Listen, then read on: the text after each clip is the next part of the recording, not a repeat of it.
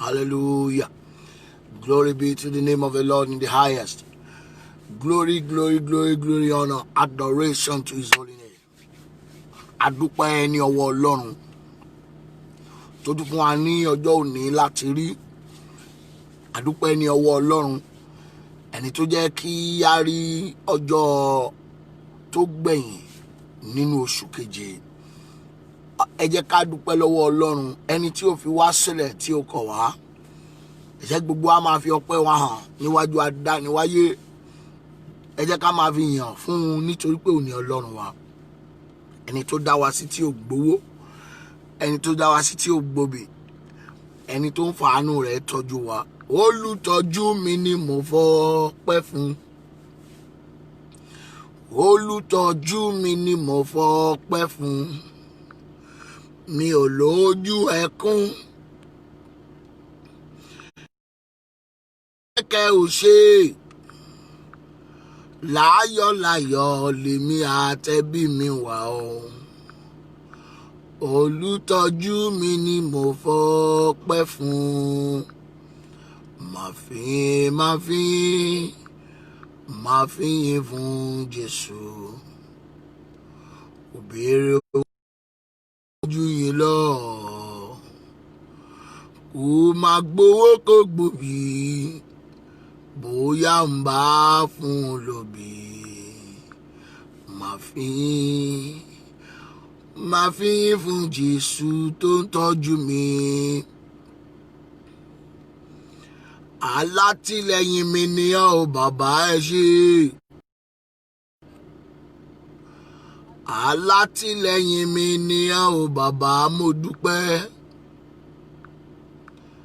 Ìwọ ló kó mi yọ. Ìwọ ló kó mi yọ nígbà tí èṣù fẹ́ gbàjọba. Alátìlẹ́yìn mi ni ọ́ bàbá ẹ ṣé. Alátìlẹ́yìn mi ni ọ́ bàbá mo dúpẹ́. Ìwọ ló kó mi yọ. You're welcome as you are joining this program. I want you to begin to share this program as you are coming in. I want you to invite your friends. We are going into the word of prophecy this morning. Ìwọ ló kó mi yọ nígbà tí èṣù fẹ́ gbàjọba. Ó fọ́pọ̀ sí ikú. Ó faṣọ ọ̀fọ̀ mi yá. Ìdí ọpẹ́ mi màrè ó ẹ bá mi dúpẹ́. Bàbá ló fọ́pọ̀ sí ikú. Òun ló faṣọ ọ̀fọ̀ mi yá. Ìdí ọpẹ́ mi màrè ẹ bá mi dúpẹ́. Títí láéláé lọ́pẹ́ mi lọ́dọ̀ rẹ. Títí láéláé lọ́pẹ́ mi lọ́dọ̀ rẹ. Títí láéláé lọ́pẹ́ mi lọ́dọ̀ rẹ. Lọ́pẹ́ mi lọ́dọ̀ rẹ. Lọ́pẹ́ mi lọ́dọ̀ rẹ o. Lọ́pẹ́ mi lọ́dọ̀ rẹ. Títí láéláé lọ́pẹ́ mi lọ́dọ̀ rẹ. Títí láéláé lọ́pẹ́ mi lọ́dọ̀ rẹ.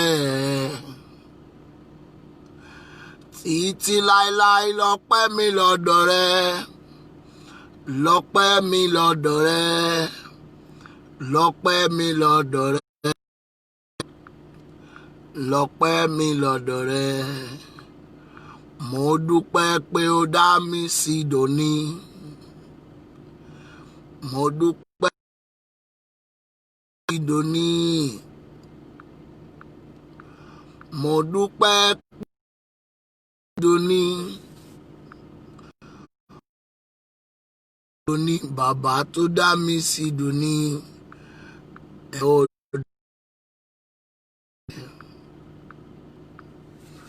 Títí láéláé lọ́pẹ́ mi lọ́dọ̀ rẹ. títí láéláé lọ́pẹ́ mi lọ́dọ̀ rẹ. Láéláé rẹ lọ́pẹ́ mi lọ́dọ̀ rẹ. Rẹ ò lọ́pẹ́ mi lọ́dọ̀ rẹ.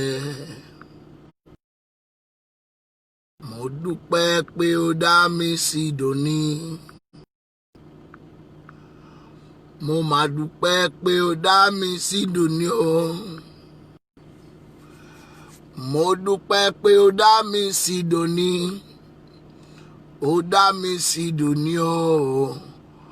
Ó dá mi sí dòní o. Ó dá mi fún ìyà jẹ. Jẹ́ ká máa dúpẹ́ lọ́wọ́ Ọlọ́run. Jẹ́ ká máa yìn orúkọ rẹ̀ mímọ́ nítorí pé òun ni Ọlọ́run wa. Torí pé títí di àkókò yìí ó jẹ́ Ọlọ́run fún wa. Jẹ́ ká máa fi ọpẹ́ fún bẹ́ẹ̀ ni títí láéláé lọ́pẹ́ mi lọ́dọ̀ rẹ. Títí láéláé lọ́pẹ́ mi lọ́dọ̀ rẹ. Títí láéláé lọ́pẹ́ mi lọ́dọ̀ rẹ. Lọ́pẹ́ mi lọ́dọ̀ rẹ. Lọ́pẹ́ mi lọ́dọ̀ rẹ. Lọ́pẹ́ mi lọ́dọ̀ rẹ. Mo dúpẹ́ pé ó dá mi sí dòní. Mo ń dúpẹ́ pé ó dá mi sí dòní o. Èmi ń dúpẹ́ pé ó dá mi sí dòní. Ó dá mi sí dòní o. Ó dá mi sí bàbá o. Ó dá mi fún ìyà jẹ. Fún Ọlọ́run bẹ́ẹ̀ tí ń wọlé sórí ètò yìí ẹ máa share program yìí. Bẹ́ẹ̀ ni bẹ́ẹ̀ tí ń wọlé sórí ètò yìí láàárọ̀ yìí ẹ máa share program yìí. Bí Olúwa ti ń bẹ tí ẹ̀mí rẹ̀ sì wà. Ọ̀rọ̀ àsọtẹ́lẹ̀ ni èyí. Gbogbo bí tẹ́ bá ti dé bí a ti ń rí kọjá kúrò nínú oṣù keje sínú oṣù kẹjọ mo pa á láṣẹ agbára lórúkọ Jésù ó yá kó fa ayé yín sókè. Gbogbo ènìyàn tàbí nínú obìnrin tó ní ìpinnu búburú nítorí ayé yín lórúkọ Jésù Olúwa kó fẹ̀mí wọn ṣòfò. Gbogbo agbára tó sọ wípé ìlérí ayọ̀ ò ní ṣẹ nínú ayé yín mo pa á láṣẹ lórúkọ Olúwa ni. Gbogbo agbára tí wọ́n lò àti pa wọn lórí ayé rẹ̀ lórúkọ Jésù ó yá kó di asán. You're welcome. Bẹ́ẹ̀ tí ń wọlé sórí ètò yìí ẹ máa share program yìí.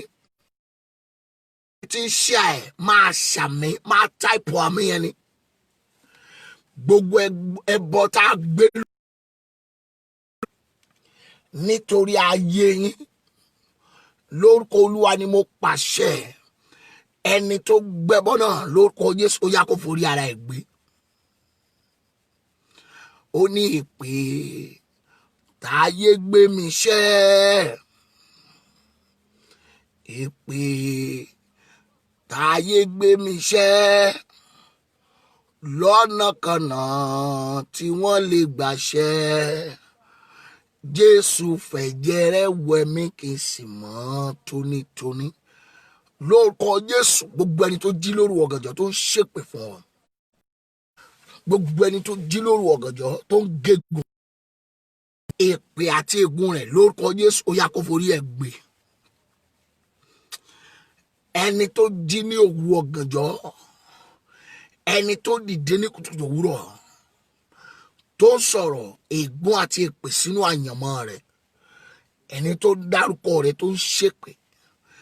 Lórúkọ Jésù ó yá kó forí ara ẹ̀ gbé.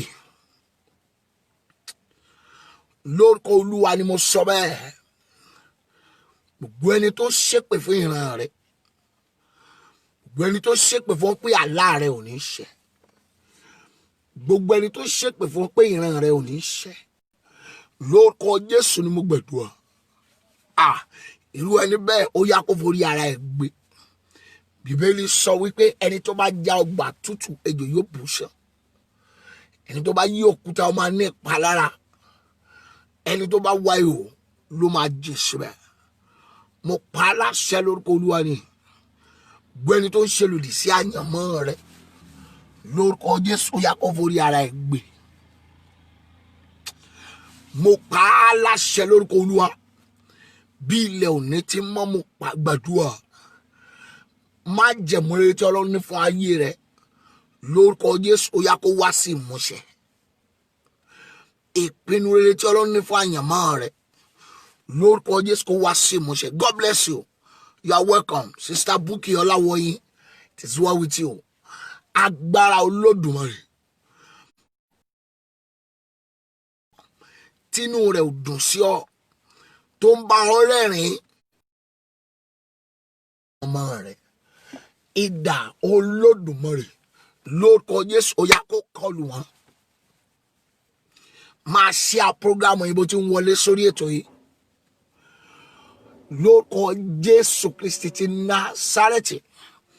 Mo pa á láṣẹ ní sà gbogbo ènìyàn tó ń ṣe lòdì sí ayé rẹ lórúkọ Olúwa ni mo sọ̀rọ̀ yìí o lábẹ́ àṣẹ Olódùmarè irú ènìyàn bẹ́ẹ̀ lórúkọ Jésù agbára rẹ̀ kó di asán lórí rẹ̀. Ipá rẹ̀ lórí ayé rẹ̀ lórúkọ Jésù kó di òfo. Ìrànlọ́wọ́ àtòkè wá lórúkọ Jésù kó jáde fún ayé rẹ̀.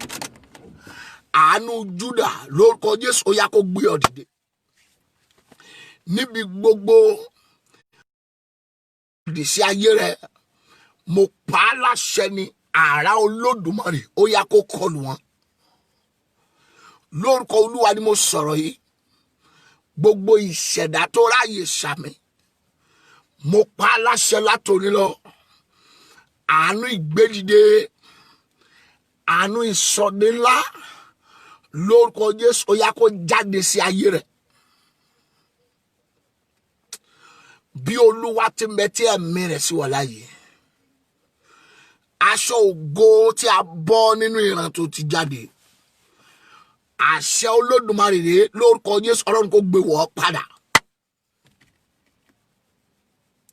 lójú ẹni tó sọ wípé bó ti wù kó sáré tó òní débi tó ń lọ níṣojú wọn lórúkọ Jésù ó yá lọ di ńlá. Lójú ẹni tó sọ wípé ìrànlọ́wọ́ ò ní jáde fún ọ lórúkọ Jésù ó yá lọ rí ìrànlọ́wọ́ gbà. Prophet Olúyọrí, God bless you. Agbára Olódùmarè ó máa ṣe ayé yín lógo. Ìpè yín ò ní di rádaràda. Àṣẹ Olódùmarè ni mo fi wé yìí. Bí Olúwa ti ń bẹ tí ẹ̀mí rẹ̀ sì wà láàyè. Gbogbo ẹni tó wí pé ẹ dá iṣẹ́ rẹ̀ dá mi. Mo lógun tí mo fẹ́ bá jà. Mo lẹ́jọ́ tí mo fẹ́ bá wí. Mo gbàdúrà àpáta ayérayé lórúkọ Jésù ó yá kó kọlù wọn. Oh my God. Bí Olúwa ti ń bẹ tí ẹ̀mí rẹ̀ sì wà. Gbogbo ẹni tó tàka sí ọ ẹni tó lérí mọ́ tó sọ wípé májẹ̀mú Olódùmarè ò ní ṣẹ lórí ayé rẹ mo pa á láṣẹ ni o lórúkọ Olúwa Ọlọ́run àwọn ogun irú ènìyàn bẹ́ẹ̀ lórúkọ Jésù ogun Ọlọ́run kó fẹ̀mí wọn ṣòfò.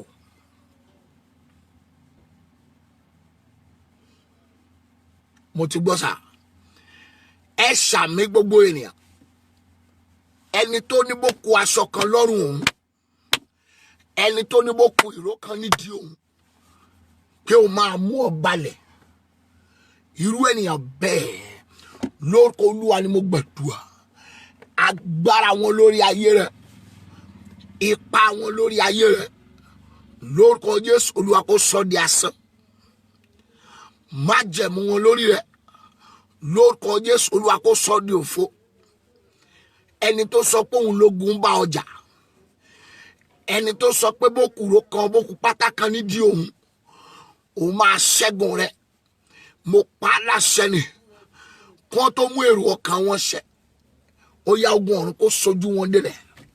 Bíbélì sọ wípé nígbà tí àwọn ọ̀tá mi àní àwọn abínúkú mi tí wọ́n súnmọ́ mi láti jẹun ara mi, ó ní wọ́n kọsẹ̀ wọ́n sì ṣubú. Tó bá rí bẹ́ẹ̀ mo pàṣẹ gbogbo ẹnikẹ́ni ènìyàn kéèyàn tá a bí nínú obìnrin tó lóun fẹ́ bá ọjà, lórúkọ Olúwa ni mo gbàdúrà, ó yá kán kọsẹ̀ kán ṣubú. Ọkùnrin ni obìnrin ni, ọmọdé ni àbágbàlagbà, tí wọ́n láwọn lógún bá ọjà, tí wọ́n lépa rẹ̀, mo pa á láṣẹ ni lórúkọ Jésù kó kọsẹ̀ kán ṣubú. Bó ti wù kí agbára wọn ó pọ̀ tó, lórúkọ Olúwa mo ní kán kọsẹ̀ kán ṣubú. Bẹ́ẹ̀ ni ẹni tó dúró ti pinnu wípé kò sí bó ti lè ṣe é, òun mọ tó máa ṣèdájọ́ lórí rẹ̀. Mo gbàdúrà gbogbo ìdájọ́ ọ̀tá lórí àyànmọ́ rẹ̀ lórúkọ Jésù, Olúwa kó yí padà. Gbogbo bí tá a ti rojọ́ rẹ̀, tá a ti ń dá ọ lẹ́bi, ṣùgbọ́n tó o lè sọ nǹkan kan, lórúkọ Olúwa ni mo wí, ẹ̀jẹ̀ Jésù, agbára Olódùmarè, lórúkọ Jésù ó yá kó jà fún ọ níbẹ̀. Ibi tá a mẹ́jọ́ rẹ̀ lọ, tí wọ́n dá ọ lẹ́jọ́ wípé o jẹ̀bi, mo pa á láṣẹ ni lórúkọ Olúwa láti ṣẹ́jú yìí lọ. Ẹ̀mí mímọ́ ló ní kí n wí bẹ̀ fún ọ. Ogun Ọlọ́run ó yá kó ṣèdájọ́ wọn. Láìsí àánú, ogun Ọlọ́run kó ṣèdájọ́ wọn. Bẹ́ẹ̀ ni o, ọkùnrin ni obìnrin ni, ọmọdé ni tàbí àgbàlagbà, tó dúró tìpinnu wípé òun gbọ́dọ̀ rí ọkọ̀ balẹ̀ lójijì, mo wí lórúkọ Olúwa, irú ènìyàn bẹ́ẹ̀ Olúwa kó fẹ̀mí wọn ṣòfò. God bless you, ma. You're welcome. Mrs. Abimbola Oduekun, lórúkọ Jésù gbà, agbára ìṣẹ̀dá máa gbé yín sókè. Gbogbo ọkàn láàyè, gbogbo ọkàn mímọ́ tó ń ṣàmì ní kùtùkùtù òwúrọ̀ yìí, lórúkọ Jésù yẹ̀yẹ́ rẹ̀ máa da yẹ̀yẹ́. Lórúkọ Jésù ẹ̀rí tó máa sọ yẹ̀yẹ́ rẹ̀ da yẹ̀yẹ́, lórúkọ Jésù ó máa gba inú rẹ̀ kan. Ó níbi kò bá sí ẹ̀rí, yẹ̀yẹ́ kò lè da yẹ̀yẹ́. Fún mi ní ẹ̀rí Jésù, jẹ́ kí yẹ̀yẹ́ mi lè dá yẹ̀yẹ́. Yóò bí kò bá sí ẹ̀rí,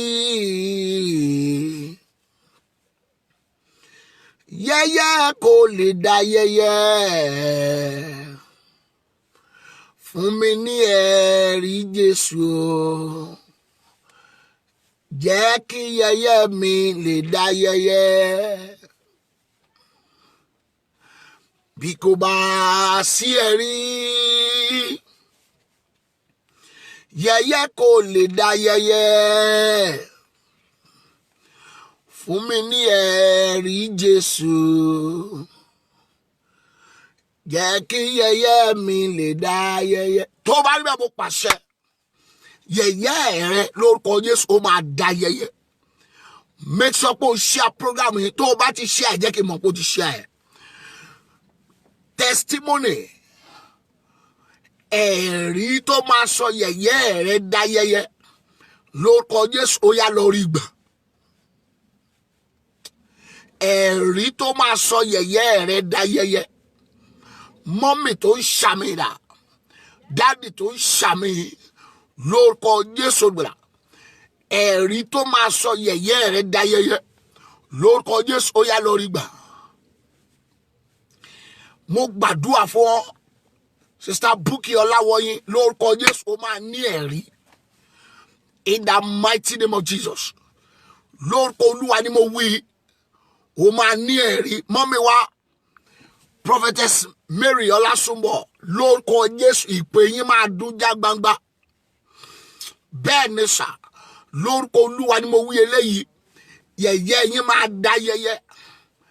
ẹ̀rí tó máa jẹ́ kí yẹ̀yẹ́ rẹ̀ da yẹ̀yẹ́ lórúkọ Jésù gbàrà ó yá kó jáde sí ọ. Testimony tó máa jẹ́ kí yẹ̀yẹ́ rẹ̀ da yẹ̀yẹ́ lórúkọ Jésù ó yá Ọlọ́run kó yọ̀ǹda fún ọ. You are welcome, ma.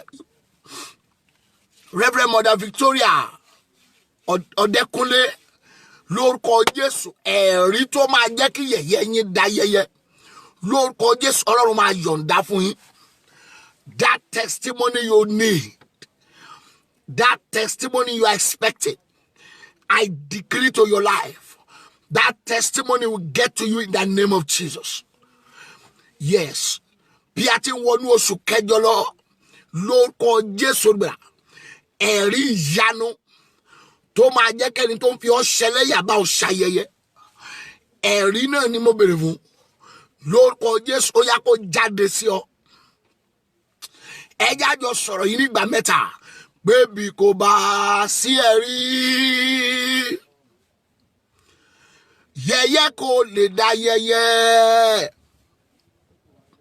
Fún mi ní ẹ̀rí Jésù jẹ́ kí yẹ̀yẹ́ mi lè dá yẹ̀yẹ́. Bí kò bá sí ẹ̀rí yẹ̀yẹ́ kò lè dá yẹ̀yẹ́ bàbá o. Fún mi ní ẹ̀rí Jésù. God bless you. Ọdúnlámi Stella, it is well with you. Jẹ́ kí yẹ̀yẹ́ mi lè dá yẹ̀yẹ́. Lórúkọ Olúwa ni àṣẹ Olódùmarè rèé. Ọ̀rọ̀ ìsọtẹ́lẹ̀ ní sà yẹ̀yẹ́ rẹ máa dá yẹ̀yẹ́. Lórúkọ Jésù yẹ̀yẹ́ rẹ máa dá yẹ̀yẹ́. Àṣẹ Olódùmarè ni mo fi wí ní kùtùkùtù òwúrọ̀ yìí.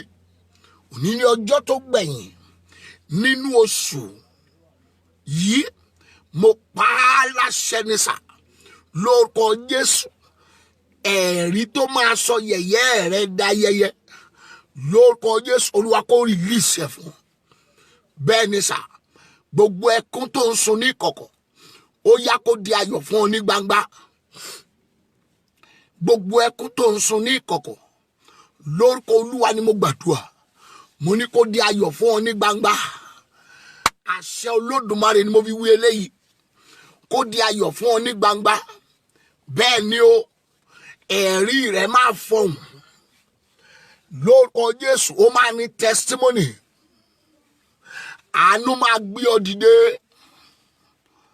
ìyanu máa ṣẹlẹ̀ ògo rẹ̀ máa fọhùn jáde bí Olúwa ti ń bẹ tí ẹ̀mí rẹ̀ sí wa. I decree to your life, your miracle will locate you in the mighty name of Jesus. I am speaking as a prophet of God. This is the last day of this month. I decree to your life, oh my God, from this moment, your miracle will locate you. Yes, as you are typing that amen, I decree to your life, your miracle will locate you in the mighty name of Jesus. Benesa, gbẹni tó ní kò sí ọ̀nà fún ẹ̀rí rẹ̀ láti fọ́n lórúkọ Jésù ẹ̀mí wọn kó lànà fún ẹ̀rí rẹ̀. Ó ṣé Ọlọ́run lábẹ́ àṣẹ Olódùmarè ni mo pàṣẹ gbogbo ẹni tó ń gbomijé kíkorò lójú rẹ̀ tó tún bá ọ rẹ́rìn Prophet Jemide, you are welcome sir. Gbogbo ẹni tó ń gbé omijé kíkorò lójú rẹ̀ tó tún béèrè báwo lọ̀rọ̀ rẹ̀ ti rí irú ènìyàn bẹ́ẹ̀ mo pàṣẹ ní lórúkọ Jésù Olúwa kó fẹ̀mí wọn ṣòfò. Oh my good God, yes sir. Gbogbo ẹni tó ń gba omijé kíkorò lójú rẹ̀ tó ń ṣe bí ẹni tó jẹ́ ọ̀rẹ́ ṣùgbọ́n tó jẹ́ ọ̀tá ni mo pa á láṣẹ lórúkọ Olúwa irú ènìyàn bẹ́ẹ̀ lórúkọ Jésù Olúwa kó fi wọ́n ṣẹ̀sín. Ó dàgbọ́ àlá búburú tó máa ń lá yẹn tó ń fa ìbẹ̀rù fún ọ tó jẹ́ kó máa ní hypertension tó jẹ́ kó máa ní blood pressure mo pa á láṣẹ ni lórúkọ Jésù Olúwa kó cancel ẹ̀. Bẹ́ẹ̀ ni sà bí mo ti gbọ́ ilé yìí nìyẹn àlá búburú tó máa ń lá tó ṣe pé bí ilẹ̀ bá ti mọ́ àyà rẹ̀ á máa já ẹ̀rù á máa bà ọ́ mo pa á láṣẹ lórúkọ Olúwa ní sà ẹ ṣàmì gbogbo ẹ̀yin èèyàn wọ̀nyí lórúkọ Jésù rà ẹ̀jẹ̀ Jésù kó pa àlá náà rẹ́ ohun tó nọ́ọ̀sì ogun tó nọ́ọ̀sì tó lè bá ẹnikẹ́ni sọ àṣẹ Olódùmarè ni mo fi wí eléyìí ogun náà lórúkọ Jésù ó yá kó parẹ́ sọnù mo ní àìsàn tó nọ́ọ̀sì nínú àgọ́ ara rẹ̀ yé tó tiẹ̀ mọ̀nà àbáyọ sí pa láṣẹ lórúkọ Olúwa àṣẹ Olódùmarè ó yá kó pa àìsàn náà rẹ́ bẹ́ẹ̀ ni ogun tó ń bá jà ogun tó ń bá ọjà ogun tó ń bá fínra ogun tó ń bá fínra tó jẹ́ kí ìrìn àjò rẹ̀ rí bó ti rí orúkọ Olúwa ni mo fi gbàdúrà gbogbo orú ogun àti àìsàn bẹ́ẹ̀ lórúkọ Jésù ó yá kó sá jáde bẹ́ẹ̀ ni sà àṣẹ Olódùmarè kó gbé ọ sókè agbára ọ̀gá ògo kó lànà fún ọ ìlérí àti májẹ̀mú Ọlọ́run kó ṣẹ lórí ayé rẹ àkókò ìsọtẹ́lẹ̀ la wà yìí mo sọ àsọtẹ́lẹ̀ sínú ayé rẹ bó ti ń ṣàmì lórúkọ Jésù ó yá lọ lẹ́nu ọpẹ́ ìṣẹ̀lẹ̀ yanu ayọ̀ tó máa múnú rẹ dùn tó máa mú ayọ̀ rẹ kún lórúkọ Jésù ó yá kó ṣẹlẹ̀ sí ọ ọ̀nà kó là fún ọ ìlérí ayọ̀ kó ṣẹ gbogbo agbára tó ń dá ọ dúró kó gbiná sọnù gbogbo agbára tó ń di ọlọ́nà kó gbiná sọnù ó dá ẹgbí omi yí jáde ní gbogbo tẹ́ wà bring out your water now mo pa á láṣẹ ni omi tó gbé lọ́wọ́ yìí lórúkọ Jésù agbára Ọlọ́run kó wọnú omi náà àìsàn tó kọlù ọ lójijì tó sọ ẹ́ dẹrú dókítà bó o bá ti mu omi yìí lórúkọ Jésù ó yá kó jáde lórúkọ Olúwa Ọlọ́run àwọn ọmọ ogun ó ní mo gbàdúrà lábẹ́ àṣẹ Olódùmarè ó ní mo wí eléyìí o àṣẹ ìpè tó pè mí ni mo fi sọ̀rọ̀ àṣẹ Olódùmarè tó pè bàbá mi Zaccheaus Odùṣínà ó ní mo fi wí eléyìí sínú ayé rẹ bó o bá ti mu omi tó gbé lọ́wọ́ yìí gbogbo àìsàn àti àrùn nínú àgọ́ ara rẹ lórúkọ Jésù ó yá kó máa sá jáde bó o bá ti yàgbẹ́ kó máa jáde you are welcome Jabez ó máa dára fún yín òkìkí ògo yín ó máa la ayé já in the mighty name of Jesus lórúkọ Olúwa ni mo sọ̀rọ̀ bó o bá ti mu omi tó gbé lọ́wọ́ yìí lórúkọ Jésù gbà àṣẹ ni mo pa látòní lọ ìṣẹ̀lẹ̀ agbára fún ìtúsílẹ̀ àti òmìnira lórúkọ Jésù gbà ó yá kó jáde sí ọ ìròyìn ayọ̀ kó dé tí gbọ́ rẹ̀ ìròyìn ayọ̀ ó yá lọ máa sọ ìròyìn ayọ̀ lọ máa wí ayé ò ní dá ọ dúró ayé ò ní dí ọ lọ́wọ́ ayé ò ní dí ọ lọ́nà ọfà ò ní bá ọ ó máa ṣe rere ògo ní forúkọ Olúwa omi tó gbé lọ́wọ́ yẹn kó dínà kó di àṣẹ kó dínà kó di àṣẹ Olúwa ni mo fi sọ bẹ́ẹ̀ bí Olúwa ti mẹ́tẹ́ ẹ̀mẹ́rẹ̀ sí wa gbogbo ènìyàn máa kí ọ ní congratulation bá a ti wọnú oṣù kẹjọ lórúkọ Jésù wọ́n máa kí ọ ní congratulation bẹ́ẹ̀ ni sà bí wọ́n ti kí èmi ní congratulation nínú oṣù keje yìí níwọ̀nba ìtókù oòrùn tó kù kí a parí oṣù keje lórúkọ Jésù wọ́n máa kí ẹ ní congratulation ìyanu máa ṣẹlẹ̀ nínú ayé rẹ ògo rẹ máa fọhùn májẹ̀mú Ọlọ́run máa ṣẹ ògo ní forúkọ Olúwa ẹ má gbàgbé ẹ lè subscribe sí YouTube page wa at Prophet Samuel Oluwadamilare you subscribe to the YouTube page ẹ tún lè wo àwọn programs wa ètí àti ṣe kọjá níbẹ̀ bẹ́ẹ̀ ni ẹ kíyèsí sà gbogbo ẹni tí Ọlọ́run fún ní orí ọ̀fẹ́ bóyá tó fẹ́ kí a jọ gbàdúrà papọ̀ tàbí o fẹ́ fún àmọ̀ràn o lè pè mí sórí nọ́mbà yìí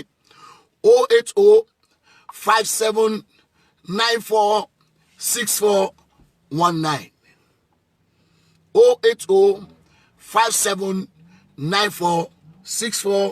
08057946419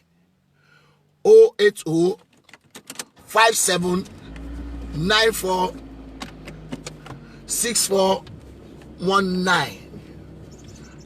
Bẹ́ẹ̀ni lábẹ́ àṣẹ Olódùmarè ni mo wí ọ̀rọ̀ yìí. Gbogbo bí tá a há mọ́ agbára Olódùmarè ni mo bí sọ̀rọ̀. Lórúkọ Jésù agbára Ọlọ́run kó gbé ọ jáde. Gbogbo ẹ̀yin tẹ́ ń support program yìí one way or the other mo pa á láṣẹ sínú ayé yín o. Lórúkọ Jésù ẹ máa ní testimony. Bẹ́ẹ̀ni o, gbogbo ẹ̀yin tọ́lọ́run ń lò fún wa, ẹ̀yin tẹ́ ń fún wa lówó, ẹ̀yin tẹ́ ń ra data fún wa, mo pa á láṣẹ ní lórúkọ Jésù iná ò ní tán owó yín. Lórúkọ Jésù ẹ ò ní wárìtì. Mo lè appreciate gbogbo ẹ̀yin tó jẹ́ wípé nígbàkúgbà tí a bá ti bẹ̀rẹ̀ program lè máa ń join wa. Mo gbàdúrà ibi tẹ́ ti ń rówó tẹ́ ti ń ra data lórúkọ Jésù mo pa á láṣẹ ni o. Lórúkọ Olúwa iná ò ní tọ́wọ́ yín, ẹ máa rí àánú gbà, ìyanu dẹ̀ máa ṣẹlẹ̀ láyé yín. Ògo ni fún orúkọ Olúwa Jésù Olúwa wa. Àmín àmín àmín lórúkọ Jésù. I love you all. Thank you.